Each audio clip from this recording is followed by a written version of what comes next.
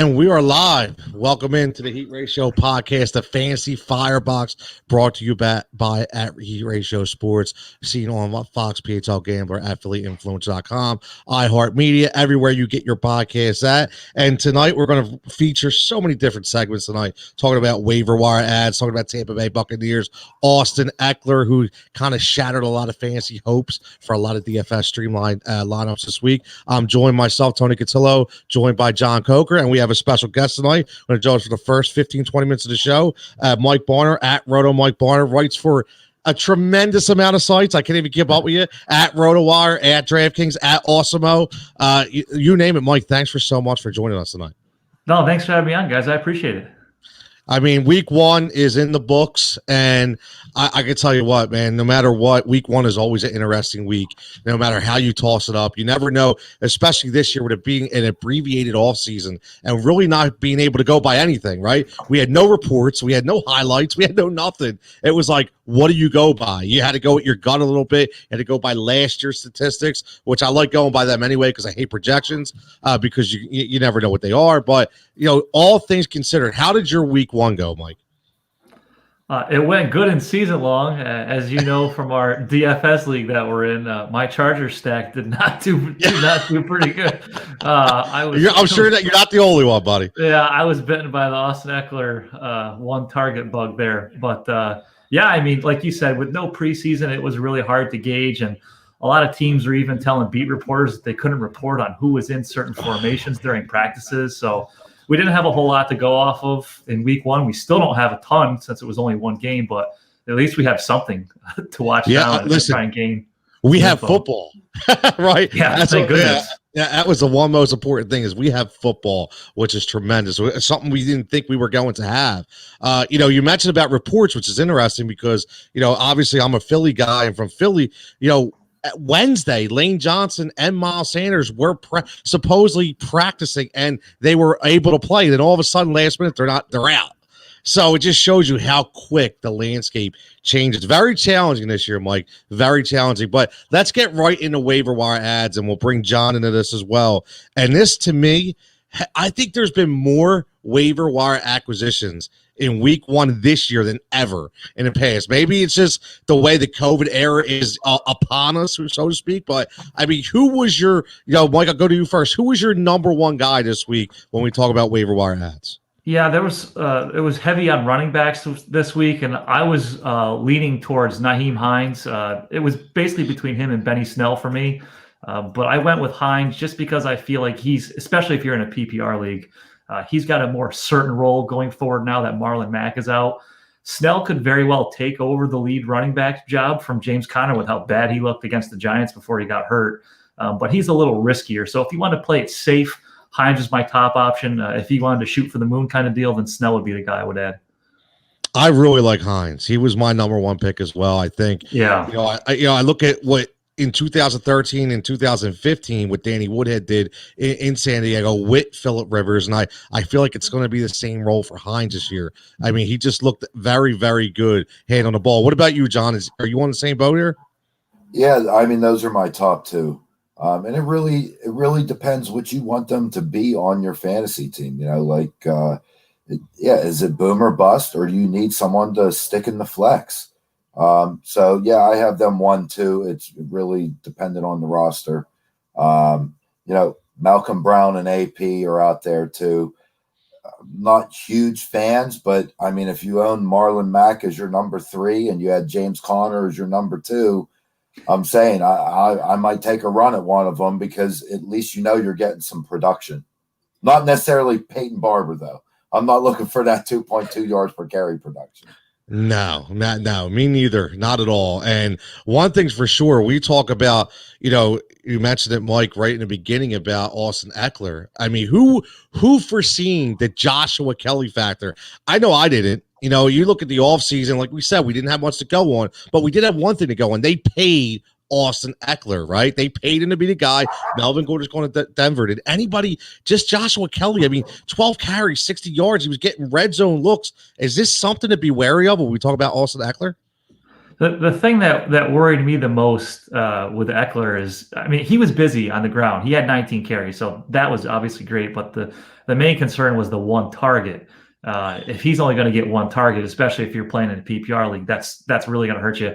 I don't think that's going to happen. Anthony Lynn did come out and say, I believe it was either today or yesterday, that he might not be involved in the passing game this year just because of the offensive scheme that they're running. But still, that was an ugly offensive game. Neither the Chargers nor the Bengals really had much going. I think he's going to be way more involved in the passing game this week. They're going to have to throw a lot to try and keep up with the Chiefs.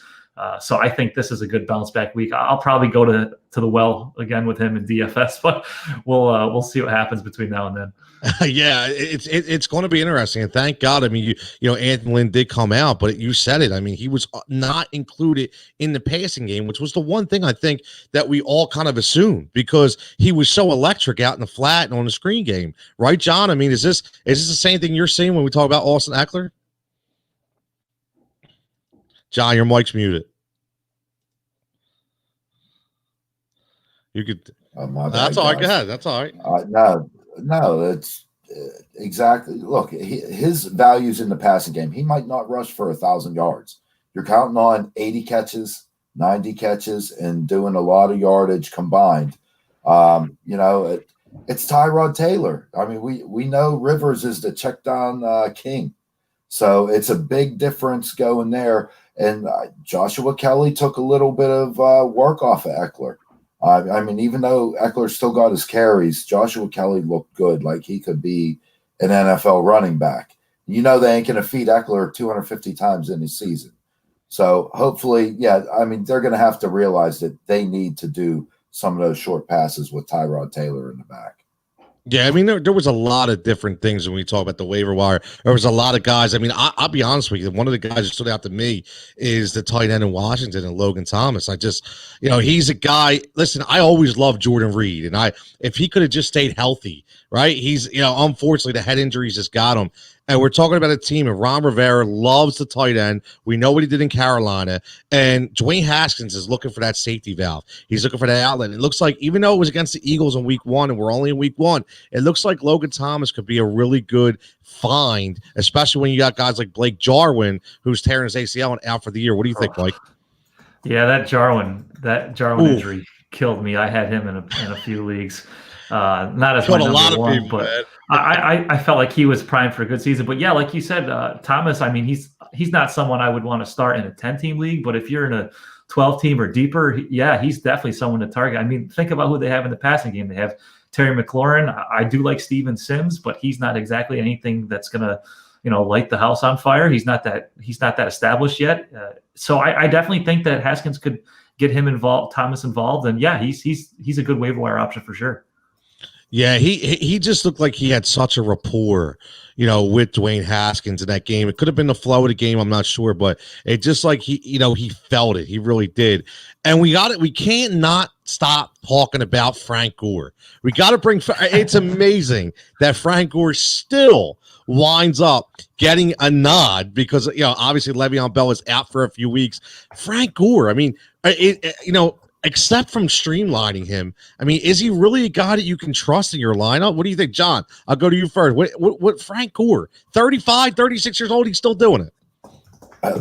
That was, you know, I had the free agent pickups listed here, and I just put NYJ with a big X on it because I don't want any of them. That's the bottom line. That offense looks atrocious, and no, I don't want it. I'll take Jamison Crowder. I mean, you know, as a guy, he's going to be a PPR machine, in my opinion. No, I'm fine with Crowder. I'm just talking the backfield situation. I don't want, you know, I don't want P. Ryan, or I don't want Gore. I don't want Josh Adams. Like, none of them are appealing, especially with that offense. Crowder, yeah, I'll take all day.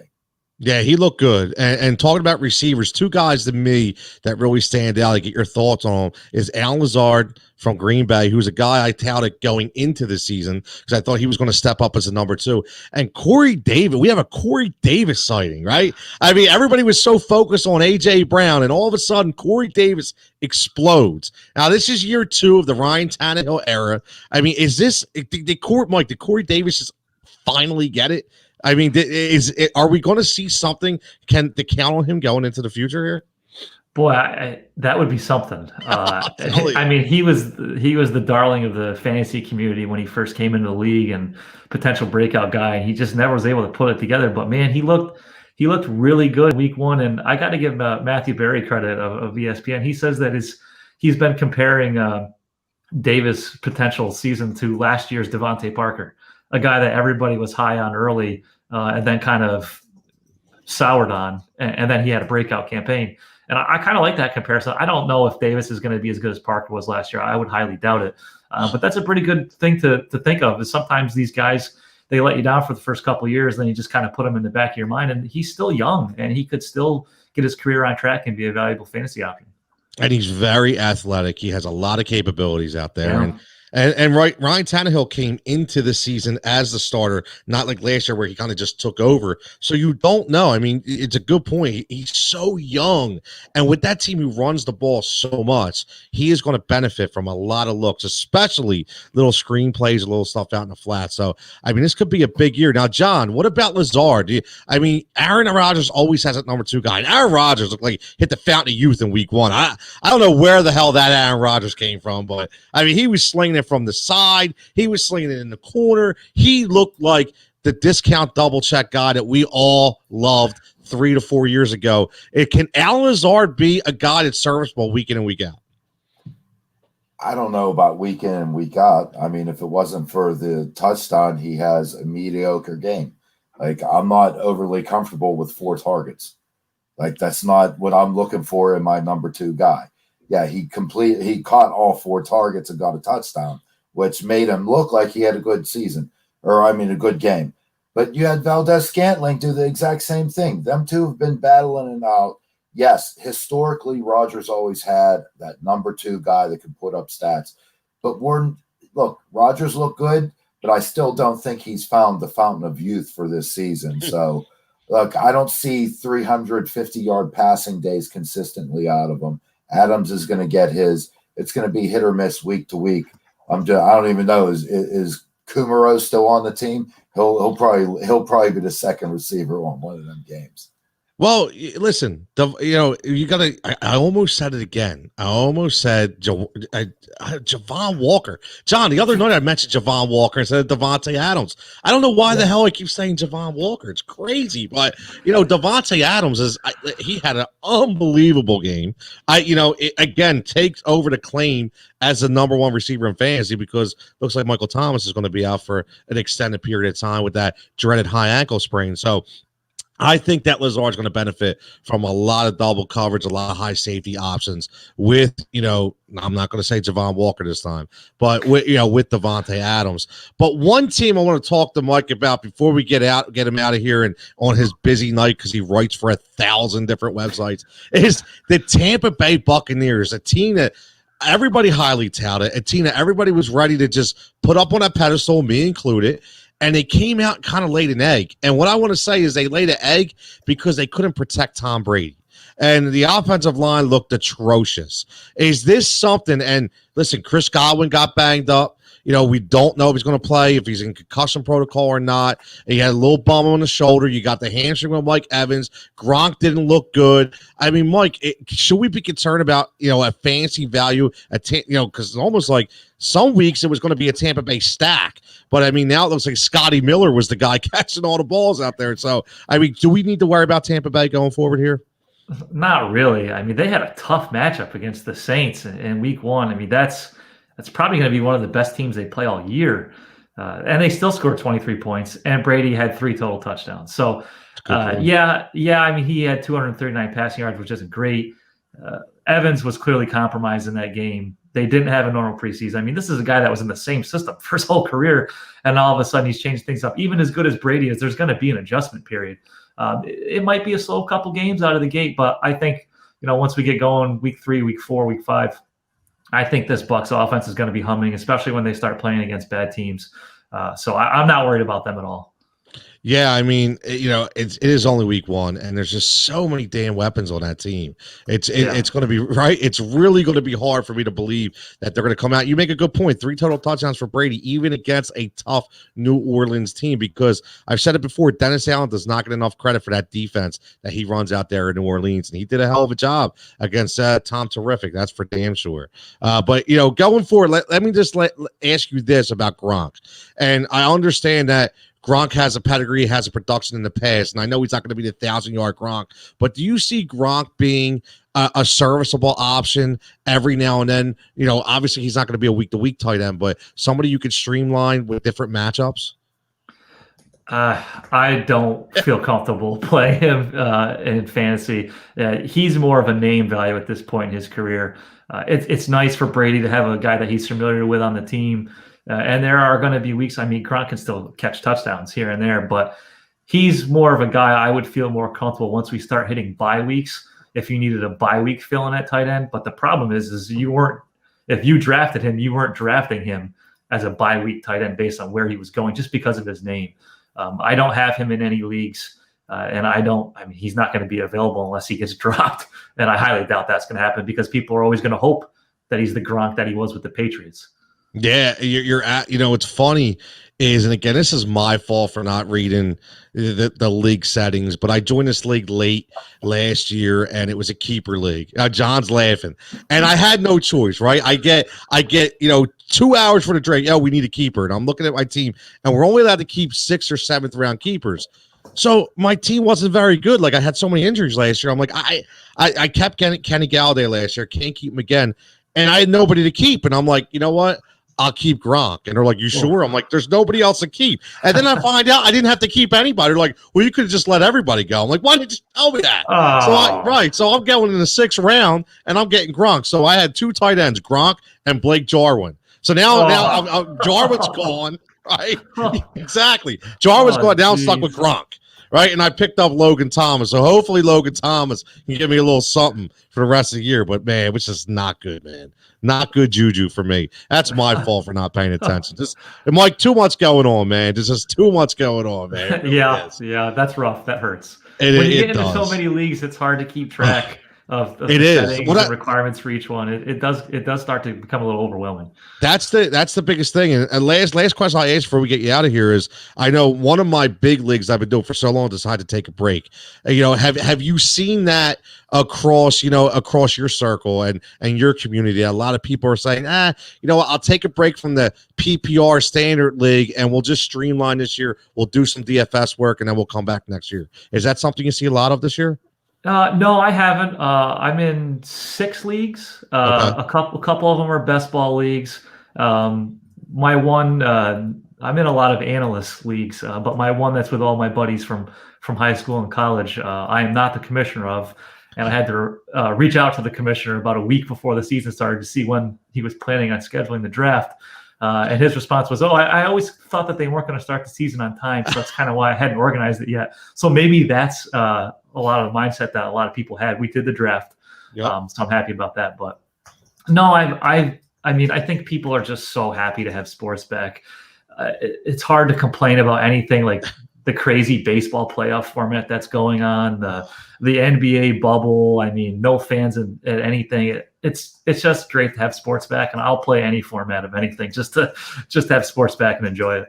That is the truth, man. I am with you 100%. I think there's a lot of people that'll be with you with that statement. So, Mike, before you get out of here, let everybody know where they can find you, man. Let them know all about your work here. Yeah, follow me on Twitter at RotoMikeBarner. Most of my football work is on Osmo.com. I do a first look DFS column that comes out on Mondays. My waiver wire article and YouTube video is out on Tuesdays. And I do a mailbag column on Friday. So if you have any season-long start, sit questions, DFS stuff, hit me up on Twitter, and your question might show up in the article. Yeah, hit him up at RotoMikeBarner on Twitter, and he is everywhere, ladies and gentlemen. And tonight he was lucky. I was lucky enough to have him as our guest here on the Fantasy Firebox. So, Mike, I really appreciate it. Good luck in week 2 in our Analyst League. 3 weeks left of baseball. We'll see what can happen in that as well, right? 2 weeks left. Oh, 2 weeks left. I mean, you better get ready. We've only got 2. Ooh, man. So we got to get our plays in with 2 weeks here, man. It's all about pride right now. It's all about pride. But thanks again, man. I really really appreciate you joining us. No, thanks for having me on, guys. Appreciate it. Good luck this week. Thanks, man. You too. Thanks. And there he is, man. There is gentleman Mike Barnum from RotoWire. He is everywhere, man. That man is John. I can't keep up with him. Every time I go on Twitter, there's certain guys, right? It's like article. I mean, I don't know how he finds the time to do it. I really don't. Yep. But interesting when you see. I'll tell you what. This analyst league that I'm in, you see some of the moves they make, and you know this because you do it yourself. I look and I'm like, wait a minute. Who is this guy? Like, where did this guy come from? It's like they have that insight, man. They have that pedigree to chip these guys off the block and just throw them in. It's absolutely mind-boggling to me, but that's what makes the craft, right? The grind. So how'd you do in week 1, John? All in all, pretty good, I guess. I mean, I was about 50-50 in my leagues. Crapped the bed in one, and other one I crushed. So crapped one and crushed in the other. I like it. Well, let me answer. Oh well, here I got it. I know you're talking about some of the daily stuff. So just real quick. The one I got first place in. It was I don't know if there was 1,000 or 7,000. It was a 50-50. Really? So I got my $10 back for getting first place out of 1,000. Hey man, there's nothing wrong with that. I placed. No, but if I would have played that same lineup in the same ones that I do all the time, it would have been quite a different story. Well, that's what I did too. I had a really good lineup. And I didn't play in all my leagues. I switched a couple players here or there, and because I didn't, I could have won all 3, and I didn't. I literally, like, the parity in the DFS league that I'm in this week was, it was combined like a 0.4 of a point separated 4 different people. It was crazy, absolutely crazy. And all Deshaun Jackson needed to do was give me 1 catch, and I'd have won that damn thing. But he was out doing jumping jacks on the sideline. Our buddy Nick checks out. I'm really liking the Pittsburgh this year. I'm guessing he's saying the Pittsburgh running back this year. I'm guessing that's what he means. And let's get right to it, man. That's your boy. James Conner hurt again, man. Again, and Benny Snell looked actually really good. I mean, he looked really good, but they lose their right tackle, right, for the year. He's gone. I'm pretty sure it's for the year.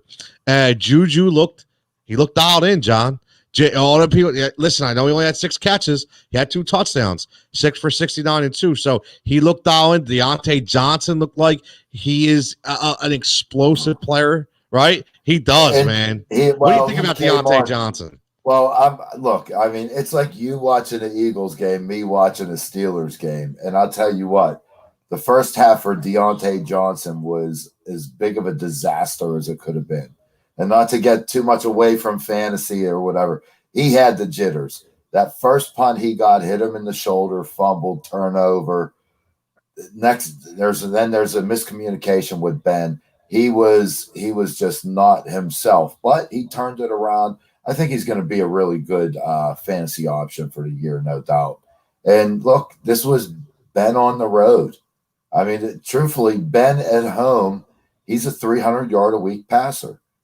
You get him on the road, completely different story. Deontay's going to have his games. Ben, I still think, has that comfort level with Juju. I didn't like Juju as a no-brainer number 1, but if you're going 2-3 running backs and you could snag Juju somehow, and that's serviceable as a number 1 for me. You get him and a Tyler Lockett, and that's your 1 and 2. Hey, if I got 3 stud running backs, I'm cool with that. So let me ask you this, because we haven't talked. You tell me right now, what has been your biggest surprise? What, to me, or to you, what was your biggest takeaway, whether it be a team, a player, offensive system? What was the one thing that really surprised you in week 1? I would say the rookies, especially the running backs. I mean, Jonathan Taylor's taken over a starting spot. I mean, could he? I think he has the potential to be a top 10 running back this year, like just with the snap of his fingers. And he could have fumbled in week 3 and then not seen another carry until week 8. And I shouldn't say not seen another carry, but not taking over the job from Mac. Mac goes down. He's automatically in there. Like, he might not be in there on third downs with Naheem Hines. But, dude, you had J.K. Dobbins getting a touchdown.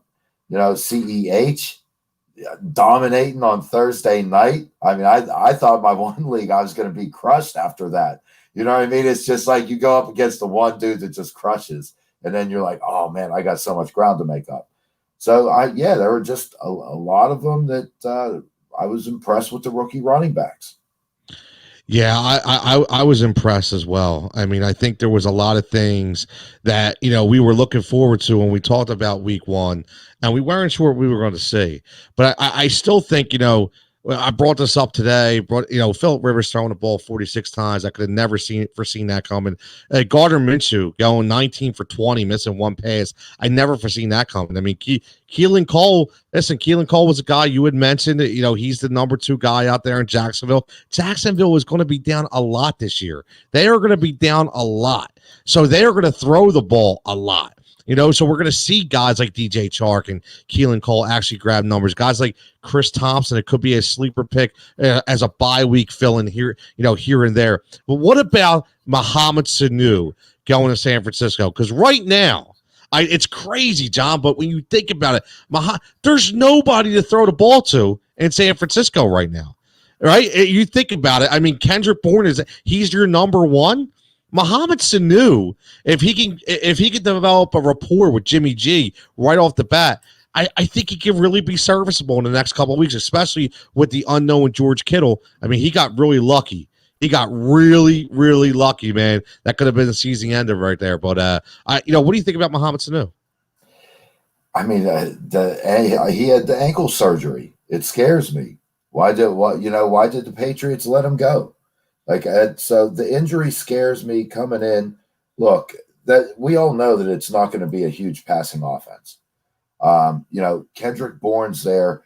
Debo should be back in what? Is he eligible in week 4, which is now 2 Yeah, because it's 3 weeks now. Yep. Right.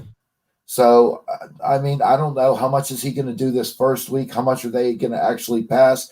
I mean, I guess he could do some. Him as a healthy player, yes, if he was coming in healthy, I think he could contribute. But with his injury and everything, I don't think he's 100% either. There is, and that's one thing we kind of expected, right? That there was a lot of injuries, and just looking, getting everybody updated right now, right off the bat, you do have, Chris Godwin is in concussion protocol, so we will see what happens when we talk about next week. It's going to be interesting if he plays or if he doesn't, depending on if he can get, past his protocol or not. So that's something to keep an eye on, because again, there's that little guy out there, Mr. Scotty Miller. It looked like, I'm not going to try to say Wes Welker or, Julian Edelman, or he just looked at that little guy across the middle, John, that Tom Brady was looking for all day long. It's crazy, but it's true. I mean, could he, right? I mean, it is so, like, it's so ironic, but it's so true. It's not crazy, and that was the guy that I just always felt was going to be my cheap DFS pick. Tom Brady going to Scotty Miller. You got the 2 big guys, whatever, concussion possibly now for Godwin or whatever. Evans going out with his hamstring or whatever he has, but old reliable Scotty Miller, just like Edelman, shooting through the middle, you know what I mean? Doing the dirty work. And yeah, I don't know. I could see that connection. I'm not saying that he's going to be a 1,000-yard receiver, but like talking about third fiddle, putting up some serious 600-700 yards, I could see it. Yeah, I'll tell you. I mean, he definitely, you said it right on, you hit the nail on the head when you talk about DFS pick, cheap DFS pick, which you're always looking for those guys, right? You always get that one guy. For me, there was 2 guys. This week, it was Devontae Adams and Josh Jacobs. They were my two big money guys, and I hit on them. And that's one thing with DFS. If you hit on your big money guys, you're solid. But if you don't hit on your big money guys, you're in some deep trouble, because unless those little guys step it up, I don't know, man. I don't know. You have to really get involved in order to hit it on the money. But let's get right into Thursday Night Football, because I think it's a very intriguing matchup when we talk about fantasy. And I understand it's a short week. It's week 2. It's tough. I get it. But I really like Joe Burrow in this game. I like his upside. And I'm not saying he's a quarterback number 1, but if you're in a 2-quarterback league, if you're looking at DFS, you want to put your big high number, value numbers on a running back or a receiver, I think Joe Burrow can be a really good option in this game. I really like what he did. He looked like he was going to be very efficient. He used his legs a little bit. And Cleveland on the other side, what do we expect from them? Are they going to lay another 6-point effort? I really don't think they are. But it is Thursday night, and through the years, we've always seen Thursday night be very lethargic and be very boring type games. And for fantasy players, the percentages are very low when we talk about production. So looking at Thursday Night Football, number 1, John, Joe Burrow. Can we trust Joe Burrow Thursday night? No. I mean, that was just like, no, not at all. It's exactly what you said. It's a short week, and he's a rookie. All right. He still is a rookie. Yes, he looked poised at times in the game. There is no question. Do I think he will have a good second half of the season? Possibly. But short week, he just started his first NFL game. Now he's going to have that turnaround. He's going to go against the state rival, and Cleveland. Look, they're ticked off. I mean, in all reality, they lost, but they lost to a really good team. So they're going to have a lot of heart coming out in this game. And look, I think Joe Burrow, he'll have his shining moments in the game, but I am not trusting him with fantasy until I see him I want to see a little track record going. Now, how about on the flip side? When we talk about Baker Mayfield, we see already the trade talks with OBJ are already heating up, right? He was disappearing act. You still have Landry out there. You have the Kareem Hunt, Nick Chubb show. What do you expect out of Cleveland? Who are you looking at from a fantasy perspective on Thursday Night Football? Well, I mean, first you said disappearing act, and to me, the first thing that comes to my mind is Baker Mayfield when he first took over the starting quarterback position for that year. 2 years ago? Yep. And how he was going to be a top 5 quarterback, and then has done nothing since. So look, Mayfield has not been performing like what he did 2 years ago. You look at anything, the throws he was making then. He was on the spot. I don't know what type of quarterback. Maybe that was just a flash in the pan. Look, he got the pedigree, but I'm not trusting him. I do think OBJ, I would buy on him right now, like not immediately, but I'm not worried about that disappointing effort. And you're going to get value buying him now. I'm not saying he's going to be top 5 wide receiver like he was drafted, 3 years ago, but he's still going to get more value than he's worth now. Cause I guarantee you people are fed up with not necessarily his act, but his performance. It hasn't been up to the level of his talent. So I think you could get him on the cheap. In terms of the Browns offense, look, I see it being a Kareem Hunt day. I actually own Chubb and Hunt, and I'm a perennial Chubb starter because I believe in the guy, but I cannot start 2 Cleveland running backs in fantasy on a Thursday night. So it's one or the other because I can't. I'm sorry, I ain't got the cojones for that, man. That's a tough one, but I tell you, man, they each got 50% of this. It was a complete 50% split last week, John. And I'm sorry, but if I'm a guy who loves Nick Chubb and I drafted him with a very high ceiling, I have to be concerned. I was telling everybody that Chubb love right? But my boy Mark Drumheller was big. X was loving him some Chubb, man. And the big thing I said was be careful. And you've seen it already in week one. Now, was it because of the flow of the game? We're not sure. It is only week one, right? It is only week one. Well, and put it this way, if they have multiple opportunities in the end zone this week against the Bengals inside the 20 versus nothing practically against the Ravens inside the 20, who you think is going to get? I'm banking on Chubb to get them inside the 20 carries. You would hope. And you would think. But I think that's what it's going to weigh out. I wouldn't be surprised if the two end up very close, ranked between 17 and 23 at running back. I could see them both being there. Chubb's going to be there because of the touchdowns, and Hunt's going to be there because of the receptions. Yeah, listen, there was a lot of interesting, statistics when we talk about, snap counts. Raheem Mostert, 61% of the snaps, but McKinnon didn't get in there. McKinnon got in there on 31%, and he did score. And you've seen that he was even there on the goal line a few times. So Shanahan, I'm telling you, is really going to like what Jerick McKinnon has to offer as long as he can produce. Were you surprised? I was surprised at this. James Robinson started for the Jaguars and played 72% of the snaps. Now, I understand that James Robinson was going to be the starter, but Chris Thompson only got 12 snaps. I was shocked by this. Were you? Yes, absolutely. I thought the veteran would have been in there a little bit, especially knowing that, look, you don't have much in the way of offense. You're counting on an undrafted rookie. You know what I mean? And yeah, I thought for sure Chris Thompson was going to be the veteran. And seriously, Chris Thompson 2-3 years ago, he showed flashes. He had like a 4 to 5 week span where, like, if he could carry the workload, he would have been a top 10 running back. But then he got hurt. And then he came back and they used him on third down. And then he got hurt. And then they used him. And then he got hurt.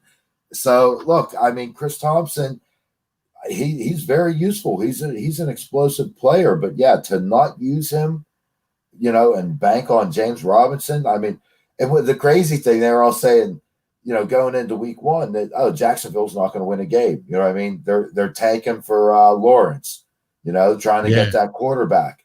Well, and what do? They go out week one and win the ball game. So. Listen, Sato, what's up, buddy? How you doing, man? We're talking a little fantasy. No cornhole tonight, Sato.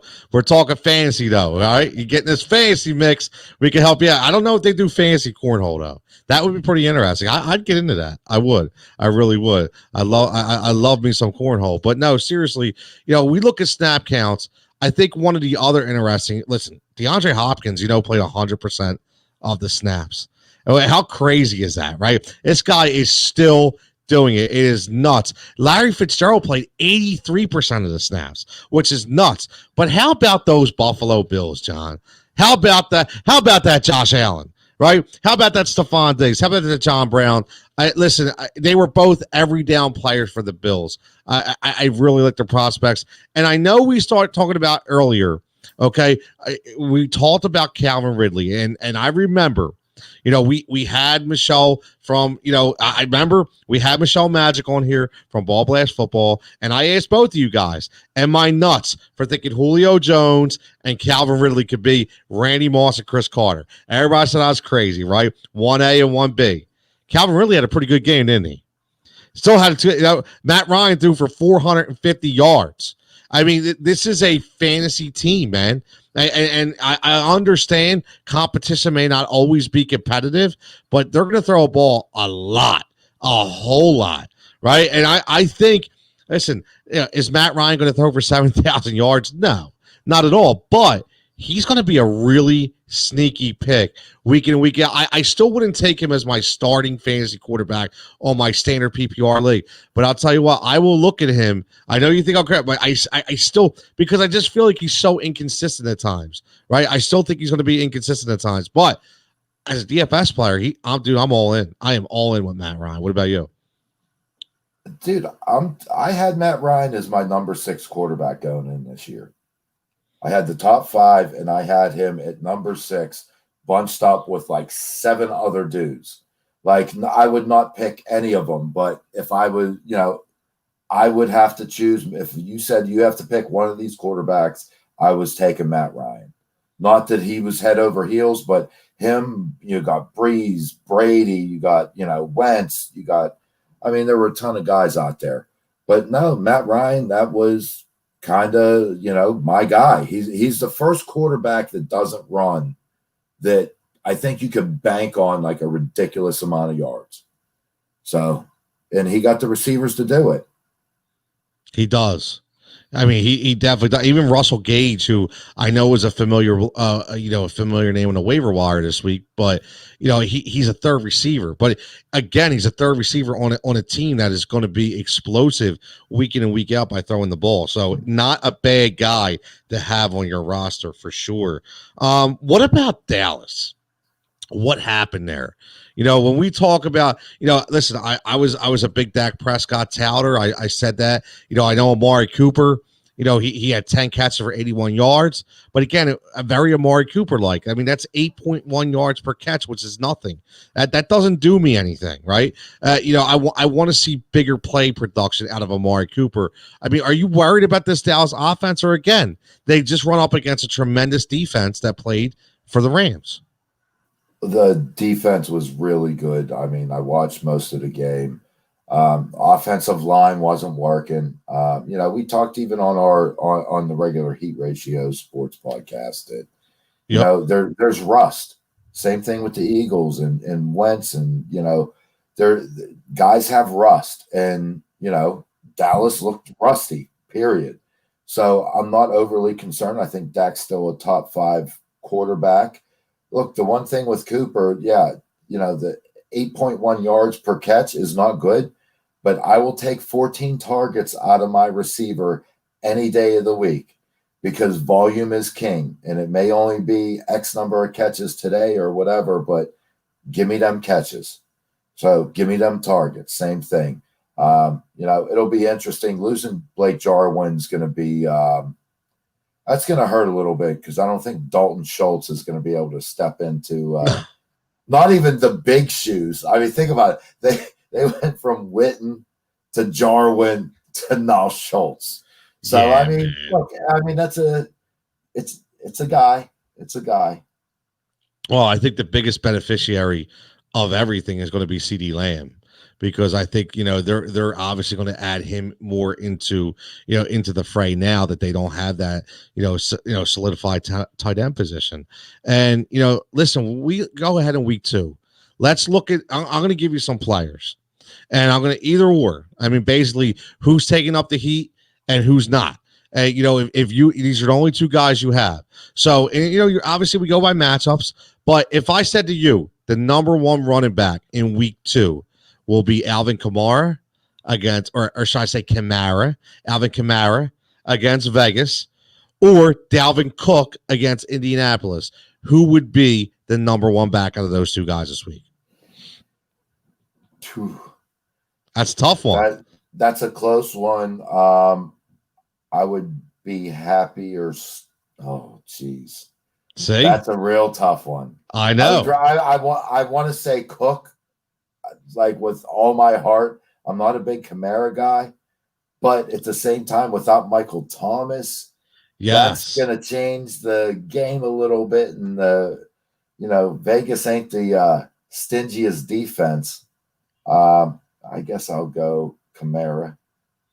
So I got a good one for you because I up against your boys of the black and gold, we got Melvin Gordon going up against Pittsburgh or Chris Carson going up against New England.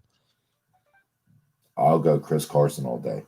Chris Carson had a very good game. And the one thing I liked about what Chris Carson was doing was catching the ball out of the flat, which is something we're not accustomed to that.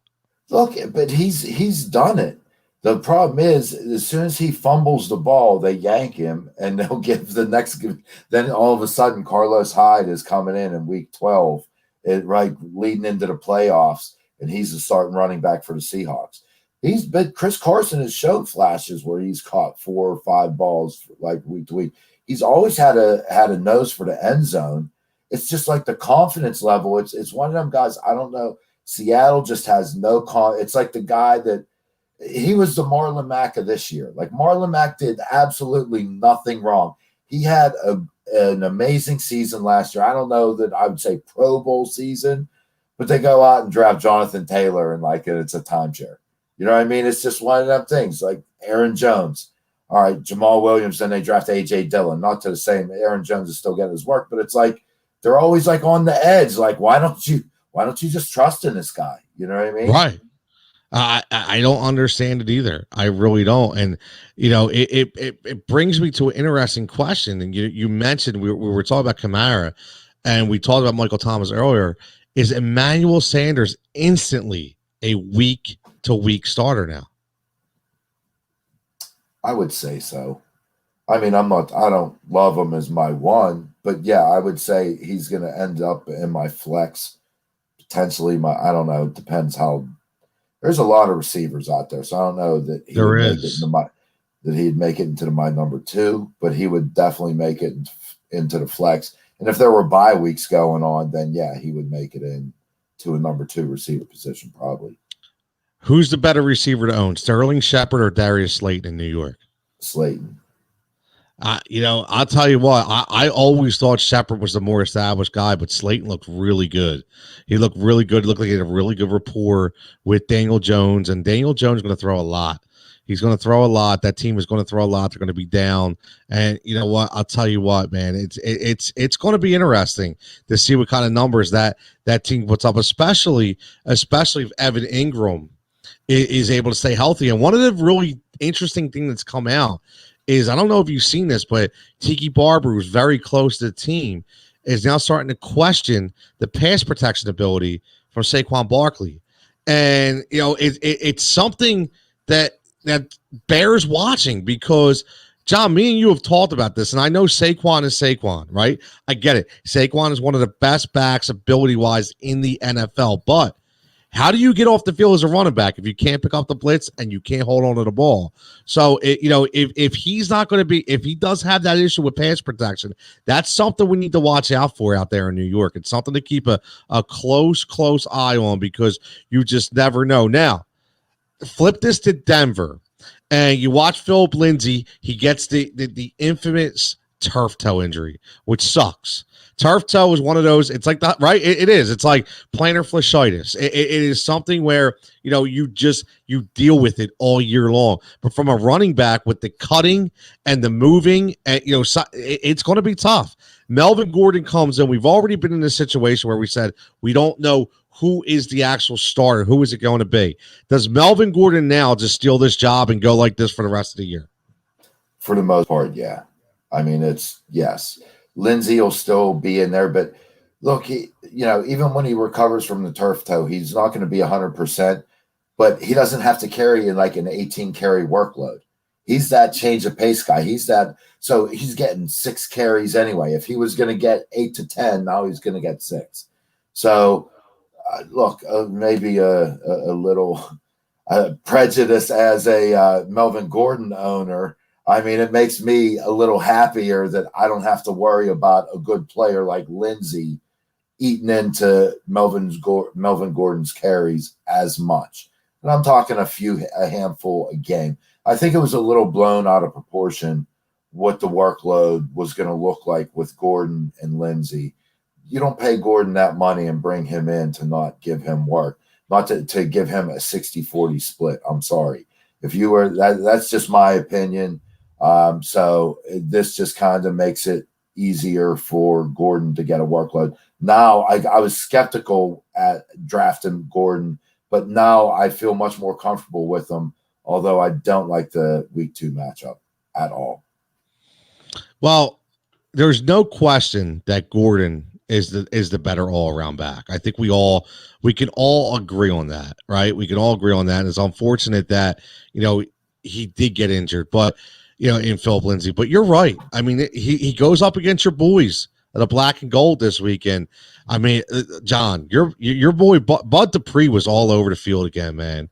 He is a fantastic player. He really is, and he was very intricate in that defensive front out there in Pittsburgh from the linebacker position. And he was all over the place, man. He was. So this is going to be a tough matchup, especially you're going into Pittsburgh with a rookie quarterback. right? Right, and we don't know if Cortland Sutton is going to play. Noah Fant looked really good, right? But still, this is going to be a tough environment. Fans or no fans, doesn't matter. Drew Lock's going to have his money cut out for him right here. Definitely a tough game, no question. Traveling to the East Coast, Sutton banged up. Your second running back. Look, even though Gordon may be the better guy, you still don't want to run him, have him playing 100 snaps. So, it's tough, but it's not as tough as going in there with the crowd. I will say that firsthand. It ain't the same as going in there with the crowd.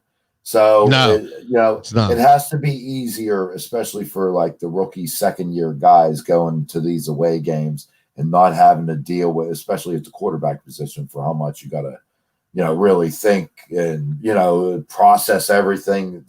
You're running the show, you know what I mean? So, without the fans, it's not as intimidating. But, the Broncos got their work cut out for them.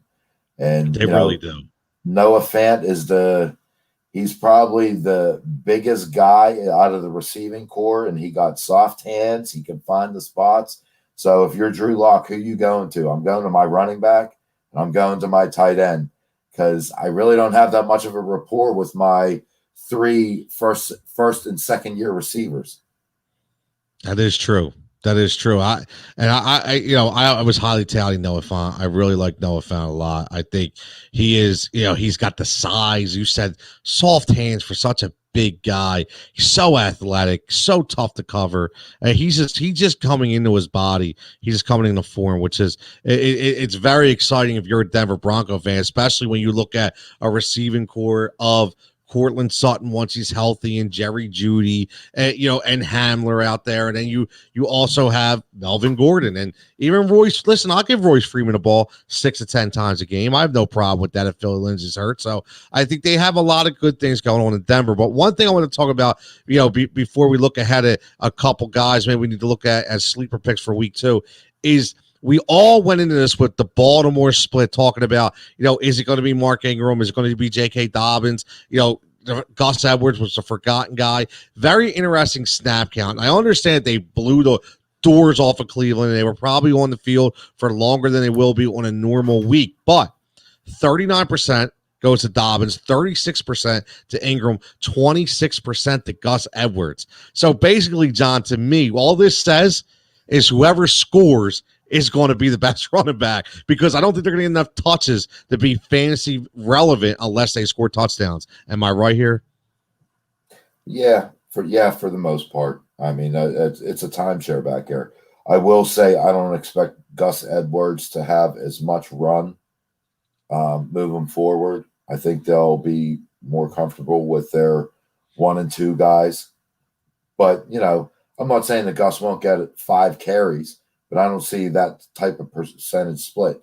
Look, it's going to take this is one of them things where I could see the fumbles and the pass protection coming into play on either end. I mean, you mess up a pass protection, you fumble the ball, whether it's Ingram. If Ingram fumbles the ball, I wouldn't be surprised if they go heavy Dobbins. Dobbins fumbles the ball, there's no doubt they're going heavy Ingram. They're going to play the hot hand. They're going to keep guys fresh. Yeah, it's really a nerve-wracking situation to own either of them. But I will say, I think Dobbins may get more work earlier than I originally expected. I did expect about a 70-30 split with Gus Edwards, or 65-35 split. And Ingram really having a lot of the work and just, getting Dobbins into later in the year. But I don't know. Dobbins impressed. I wasn't able to snag him up. He went too early in all my drafts. Yeah, I like Dobbins a lot. That I talked about him a lot, and I just thought that this was the time. This was the time where you get to that certain point in any career where you got to tone it down a little bit. And Mark Ingram, for what everybody said, he wasn't. I'm not saying he was overused, but listen, he's got a lot of years in the league and a lot of snaps in the league. So eventually, the young guy's going to come in with the fresher legs, and you're going to give him the rock a little more because you're going to kind of hold. Listen, look at what's going on with Deshaun Jackson in Philadelphia. I mean, it's the same kind of deal. I mean, we don't like it. Deshaun doesn't like it, but it happens. I mean, Father Time is undefeated, so eventually you have to take the young guy into fresh legs. Now, John, the last 5 minutes we got this show. Let's look ahead as we go into week 2. We know what happened in week 1. Again, week 2 is always going to be interesting because it's the big week 1. You always have the huge waiver wire, which we already had. We get to see what players. There was a lot of injuries. What players are going to come in, step in, and produce. If I had to ask you, out of the waiver wire picks this week, when we talk about guys like Joshua Kelly and Benny Snell and Nyheim Hines, and who do you think out of everybody that's picked up this week, who do you think would be the leading point getter in fantasy out of the waiver wire ads? What do you think? It's a tough one. I would say, look. I like Hines, man. I like Hines a lot. Here's my thing. If Connor's out, I'm going with Benny Snell, and dare I say Malcolm Brown. Yeah, I like that too. Just only because of the touchdown ability. He would vulture touchdowns from Todd Gurley. I remember how many games he's vulturing touchdowns. So they're confident with him. They trust him. Whether he's their best running back, whether he holds on to the job for weeks to come, don't know. Week 2, yeah, Malcolm Brown's up there too. I think he's going to find the end zone. Listen, that game, it's going to be a very important game against the Eagles, and we'll see. Our defense played really well, but again, it was the Washington football team, and it was Antonio Gibson. This is a different style running back, different quarterback behind center, and different receivers cover, obviously. So it should be interesting. Now, John, looking at the matchups next week, is there anything, I keep looking at this Carolina Tampa Bay game, because I just keep thinking, okay, what Tampa Bay team is going to show up. And I think Carolina, Matt Rule did a hell of a job in his first week. And there's a lot more weapons out there in Carolina than people think. Bridgewater did get to go deep. He showed the ability. Everything about Teddy was, he's captain check down, right? He goes short. He doesn't go long. And now he has that Robbie Anderson presence. You have DJ Moore. You have Curtis Samuel. And obviously you have C-Mac in the backfield against a Tampa Bay team that we're expecting a lot of. Looking at this matchup, what stands out to you? I mean, it's there. It's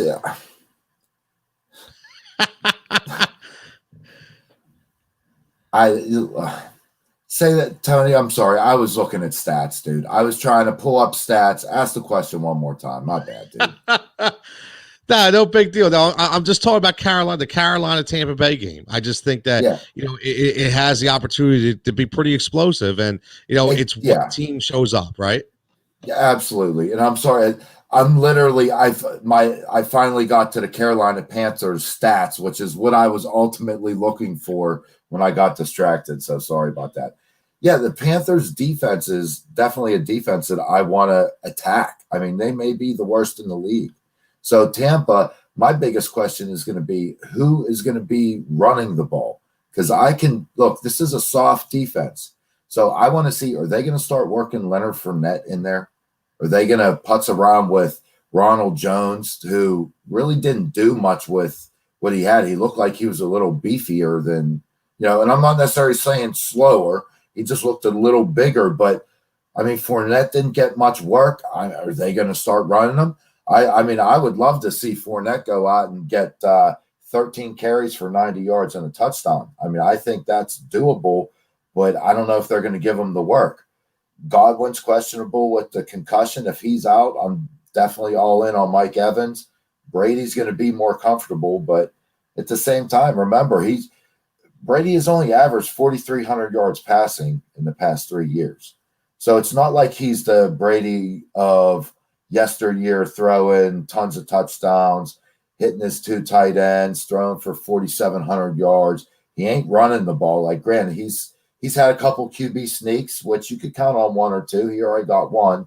So he might only have 1 left in the tank for the rest of the year. But, I mean, he's averaging 28 touchdowns a year over the past 3 years, which really isn't elite. I mean, I'm not saying he's not going to go out and win 13 games. I'm saying for fantasy perspective, look, I was not a fan of Tom Brady going into this year. I had the opportunity to keep Tom Brady with an 11th round pick. I couldn't do it because I felt that I would get a different quarterback at that time frame. I didn't want to be locked into Tom Brady at that spot. Couldn't do it. That's interesting. So I would have never been able to pass that up, John. I couldn't do it. I couldn't do it. Hey, man, it's a very short bench too, and I got Dak Prescott, which is why I would. But there was a lot of strategy involved in it as well. I didn't want to lock myself. If there's only out of the 12-team league, if there's only 16 quarterbacks being drafted, I don't want to lock myself into a quarterback in the 11th. It was a game plan thing. Nothing wrong with that. Listen, nothing wrong with that. And again, it worked out in your favor. Some people works out for, some people it don't. So let me end on this and ask you about Cam Newton. And I want to ask you about Cam Newton because he only threw the ball 19 times. He only had 19 attempts. And but he rushed for 2 touchdowns. Now, obviously, that is not going to be the case every week. But what I did see was a lot of designed runs, called by Josh McDaniels out there. Do we expect? I mean, Cam Newton, he's not going to throw the ball only 19 times every week. But is he going to can he be a quarterback one once again in this system? He can be, I guess. I'm not banking on it. He will have games where he puts up QB1 stats. I don't see him having 300-yard passing games. I see him getting 40 to 60 yards rushing, a game. He'll probably end up, with 6 touchdowns over the year. So he'll put up stats. I mean, the question is he going to take a beating when he's running the ball? Is he going to take a beating in the pocket, and is he going to be able to stay healthy? Because, I mean, that's a big – I mean, you look – he hasn't played. He hasn't played, and even when he does, I mean, he keeps getting knocked out. That's the game that he plays. Like, the days of 10-plus touchdowns rushing, he's taking a beating, and he can't handle. You can't do that as a quarterback. I don't care your size. And the way he and Lamar Jackson run is completely different, at least at this point. Cam Newton would take the contact. Lamar Jackson runs away from contact. And believe me, it hurts me to compliment a Baltimore Raven more than you believe. But it is completely different, not just their running styles, the way they deal with contact. So I think Cam Newton, he could have a decent year, but I'm not counting on him as a number 1 quarterback at all. 2-quarterback league, I'm okay with that. I like that. I just like the way Cam looked. He looks like he's reborn, so to speak. I know, I'm a really big Cam Newton fan. I just think that if anybody can keep him in check and keep him productive, it will be Josh McDaniels. And he is a brilliant offensive mind. And Cam looked very comfortable in that new system. So it's going to be interesting to see what happens in week 2. But go ahead. What's up? Yeah, it's going to be interesting. I want to see the first press conference after a loss. When how Bill Belichick is in the press conferences, how Cam Newton is in press conferences. Oh yeah, like I just want to watch. I mean, that may be the highlight. I want to see that first New England Patriots press conference after a loss and getting critiqued. I want to see the 2 of them after a big loss too, when they get spanked. That'll be interesting. By the way, did you see that yellow suit Cam was sporting? Oh my Lord. God bless him, man. In fact, nobody pulls that off except Cam. I'll tell you. God bless him. That's like Peppa Pig going in the attic and having dress up from Grandma Ma's clothes or something.